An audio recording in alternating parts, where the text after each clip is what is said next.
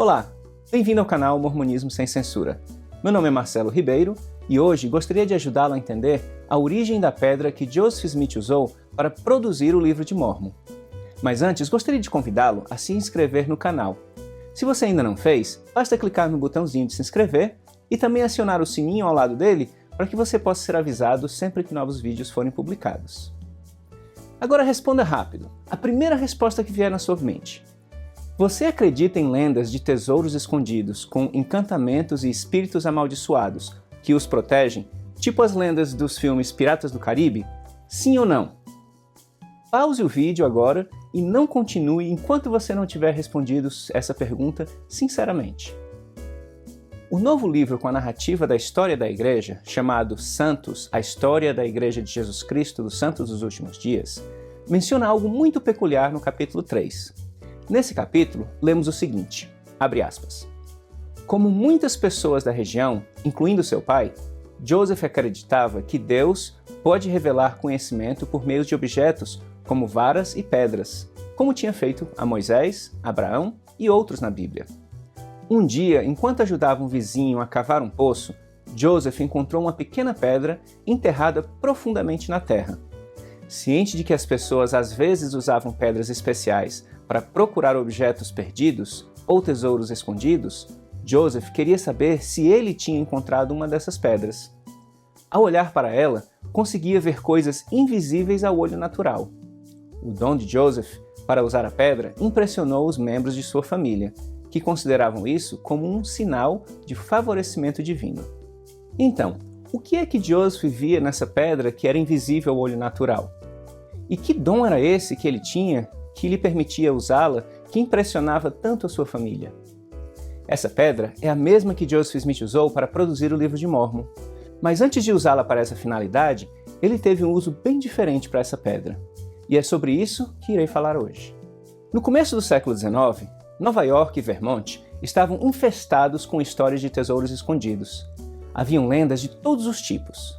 Uma das mais populares era sobre um tal de capitão William Kidd, que havia sido um caçador de piratas e acabou se tornando um pirata ele mesmo, e teria escondido os frutos de suas pilhagens em diversos lugares na região. Os Smiths eram fãs dessas histórias, e há relatos de contemporâneos que diziam que o capitão William Kidd era um dos heróis favoritos de Joseph Smith. Diversas pessoas na região dedicavam imensa quantidade de tempo e recursos na caça a esses tesouros, sem nunca terem encontrado nada de real significância. Como sabemos, onde há demanda, há sempre pessoas para tirar proveito dela. Alguns charlatões locais se especializaram em convencer as pessoas que eles tinham poderes especiais para ver a localização dos ditos tesouros.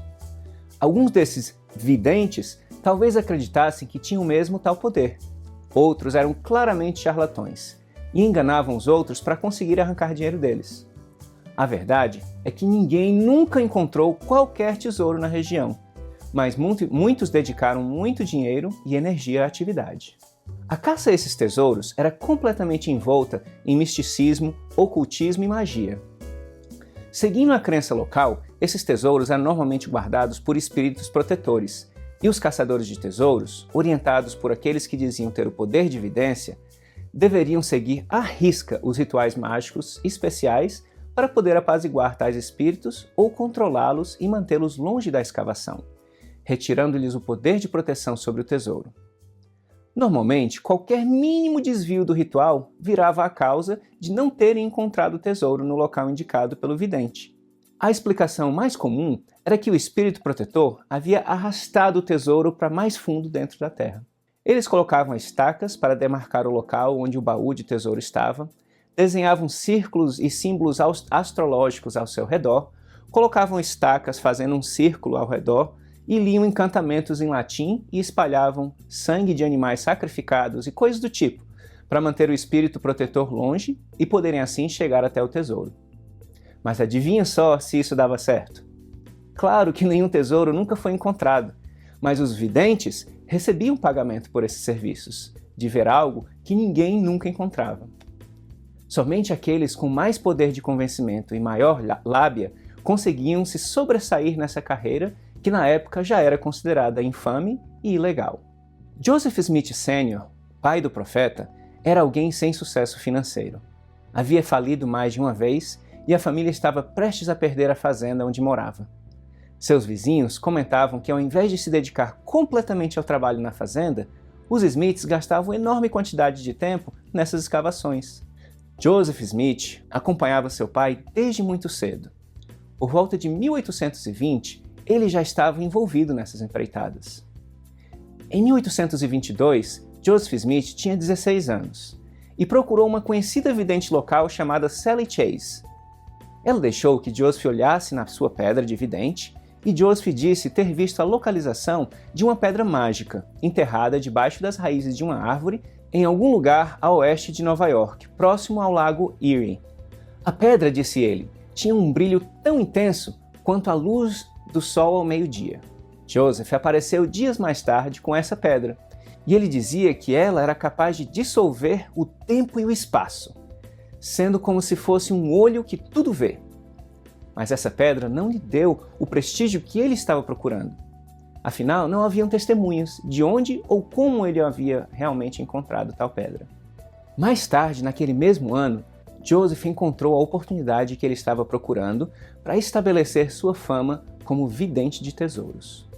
Ao cavar um poço com Wheeler Chase, pai de Sally, provavelmente em busca de mais um tesouro perdido, ele encontrou uma pedra semelhante a essa que eu tenho aqui. Essa é uma réplica feita de madeira. A original está guardada nos cofres da igreja até hoje.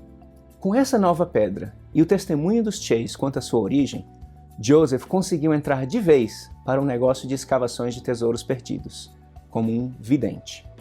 Ele cobrava em torno de $14 por dia, e seu trabalho consistia em colocar essa pedra dentro de um chapéu, uma cartola, e ao bloquear a luz, colocando seu rosto junto a ela dessa forma,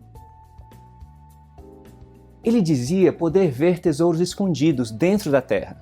Joseph liderou essas expedições em busca desses tesouros e realizava rituais de magia para poder sobrepujar os encantamentos e os espíritos malignos que guardavam os tesouros.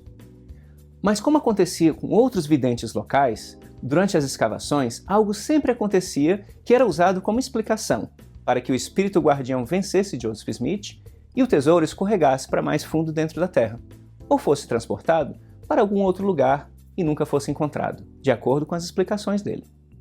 William Stafford, um vizinho dos Smiths, escreveu uma declaração juramentada sobre uma dessas tais escavações, onde Joseph Smith disse ter visto um tesouro através de sua pedra de vidente no chapéu e que só havia uma forma de obtê-la. Eles tinham que levar uma ovelha negra até o local onde o tesouro estava, cortar a sua garganta e fazê-la caminhar em círculos ao redor do local do tesouro. Assim, a ira do espírito maligno que guardava o tesouro seria aplacada e o tesouro poderia ser obtido. Eles prometeram pagar a William Stafford 4 vezes o valor da ovelha quando encontrassem o tesouro. William concordou e cedeu a ovelha para eles. Joseph e seus companheiros realizaram todo o ritual e escavaram o local, mas segundo Joseph, houve algum erro no processo e o ritual não deu o resultado desejado. O historiador oficial da igreja, Elder Stephen E. Snow, disse o seguinte, abre aspas, em 1825, o jovem Joseph tinha uma reputação em Manchester e Palmyra por suas atividades como vidente de tesouros, ou alguém que usava uma pedra de vidente para localizar ouro e outros objetos de valor enterrados na terra. Fecha aspas. O historiador independente Dan Vogel concluiu em suas pesquisas que Joseph se tornou um dos mais proeminentes videntes de tesouro na região de Manchester. Agora a pergunta que deveríamos nos fazer é como Joseph se tornou um dos videntes de tesouro de maior reputação se ele nunca encontrou nenhum tesouro escondido. Dan Vogel sugere que Joseph usava de estratagemas para provar suas visões, que suas visões eram reais e assim ganhar confiança dos demais. Um exemplo dos possíveis estratagemas foi relatado por Josiah Stowe, quando ele testemunhou no julgamento de Joseph Smith por perturbação da ordem pública. Um ano antes desse julgamento, em 1825, Josiah contratou Joseph para localizar uma mina de prata supostamente escondida em Harmony, Pensilvânia. Durante essa expedição, Joseph ficou hospedado na casa de Isaac Hale, o qual também participava na empreitada. E foi lá que ele conheceu Emma Hale, que futuramente se tornaria Emma Smith, sua esposa. Na sua visão do tesouro, Joseph disse que o ouro estava em um baú de madeira e que em cima do baú havia uma pena de uma ave. Quando eles haviam cavado cerca de 2 metros de profundidade, eles acharam que tinham batido no topo do baú, mas o baú não foi encontrado, levando Joseph Smith a explicar que o espírito havia levado para alguma outra localização. Curiosamente, contudo, eles encontraram a pena que Joseph Smith disse ter visto, o que lhes deu grande confiança que a visão de Joseph teria sido verdadeira. Dan Vogel sugere 2 possibilidades para que essa pena tenha ido parar dentro do buraco. A primeira é que os poderes de Joseph como vidente de tesouros eram reais. Tesouros escondidos na terra podem realmente ser amaldiçoados e deslizarem para dentro da terra, ou desaparecerem quando alguém tenta encontrá-los. Daí, Joseph teria realmente visto o tesouro que se perdeu e a pena que acabou sendo encontrada. A segunda possibilidade é que Joseph, sabendo que não havia tesouro nenhum, plantou a dita pena no buraco durante a escavação e deixou Josiah Stow encontrá-la, para assim confirmar a veracidade de sua visão. Josiah escolheu acreditar em Joseph e continuou a contratá-lo para diversas outras escavações em busca de mais tesouros, que nunca eram encontrados e só existiam nas visões que Joseph Smith tinha através da pedra dentro do seu chapéu. No ano seguinte, 1826, Peter Bridgman, sobrinho de Josiah, preocupado com que seu tio estaria desperdiçando sua fortuna caçando os tesouros que Joseph dizia ver através de sua pedra mágica, entrou com uma queixa legal contra Joseph Smith. O juiz Neely mandou prender o vidente Joseph, o julgou e condenou o prisioneiro por perturbação da ordem pública, que era a acusação comum que se fazia na época contra pessoas que enganavam os demais, alegando poder ver o futuro em bolas de cristal, tesouros em pedras mágicas e assim por diante. Durante o julgamento, Joseph confirmou ter sim tal poder de ver tesouros enterrados, embora nunca houvesse encontrado nenhum nos 3 anos em que liderou essas escavações. Ele teve ainda o testemunho de várias pessoas, como o próprio Josiah Stow, que estavam tão encantados com o poder de convencimento de Joseph que testemunharam em seu favor, onde ele relatou a história da pena em cima do baú que eu acabei de contar, entre outras histórias. 9 anos mais tarde, em 1835, agora como profeta da igreja, Joseph inveridicamente declarou que havia sido absolvido desse julgamento. Contudo, os documentos da época demonstram que o veredito do juiz Neely foi que o réu Smith era culpado. Durante o julgamento, Joseph prometeu que iria abandonar a prática ilegal. Talvez isso e o fato dele ser menor de idade, ele ainda tinha 19 anos na época, lhe ajudou a conseguir uma pena mais branda, a qual parece ter sido apenas deixar o condado por um período de não menos do que 6 meses. Depois de cumprir tal sentença, Joseph voltou para Manchester para pedir a mão de Emma Hale em casamento. Mas Isaac Hale, seu pai, não aprovou o casamento, pois ele duvidava do caráter de Joseph Smith por causa de seu envolvimento em atividades ilegais e por entender que ele havia enganado Josiah Stow e os outros na caça de tesouros. Não satisfeito com a decisão, Joseph convenceu Emma a fugir com ele e se casar mesmo sem a permissão de seu pai. Mais tarde, ao retornar à casa de Emma para buscar móveis dela e outros pertences, Joseph e Isaac tiveram uma conversa emocionante. O pobre sogro ofereceu ajudar Joseph a começar um negócio se ele abandonasse a caça a tesouros. Mas Joseph, apesar de confessar que jamais vira nenhum tesouro, tinha outros planos em mente. Dan Vogel explica que Joseph disse a seus seguidores que as perseguições que ele sofreu no início de sua carreira como vidente foram resultados de seu relato sobre a primeira visão. Contudo, as perseguições mais severas, na verdade, surgiram por causa de suas atividades como vidente de tesouro. Em 1836, anos depois de organizar a igreja, Joseph se envolveu em uma última caçada a tesouros, na cidade de Salem. Dessa vez, com o aval e a promessa expressa de Deus, conforme registrado em Doutrina e Convênios 111. A igreja estava endividada e essa foi uma expedição desesperada para pagar essas dívidas. Contudo, a revelação com promessa de Deus nunca se materializou. E Joseph continuou com o recorde invicto de nunca ter encontrado nenhum tesouro com a sua pedra mágica. Como mostra a evidência, a pequena pedra marrom nunca deu poderes para Joseph encontrar tesouros enterrados, ao contrário de tudo que ele afirmava na época.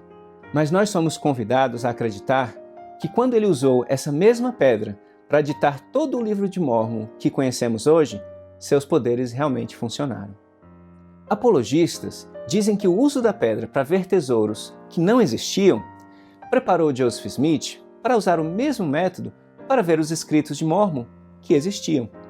Dan Vogel explica que o processo todo serviu, na verdade, para treinar Joseph na arte de convencer os outros a acreditar em coisas que não existem.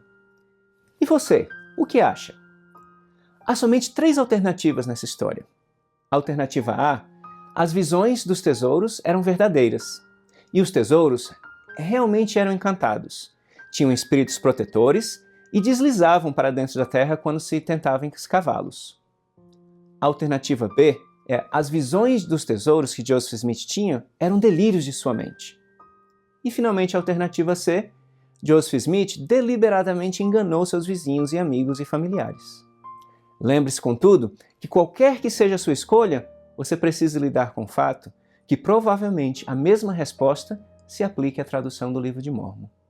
O que pode ser problemático, a não ser que você realmente acredite em lendas de magia e espíritos protetores de tesouros escondidos. Aí, meu amigo ou amiga, o problema é mais sério do que eu pensava.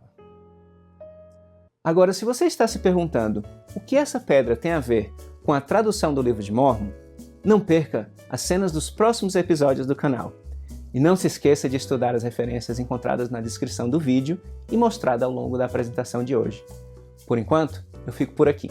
Um forte abraço, sem censura, mas com respeito.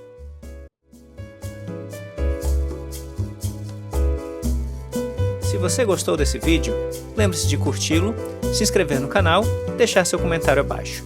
Para mais vídeos como este, acesse um dos links que aparece na sua tela agora ou visite o canal Mormonismo Sem Censura.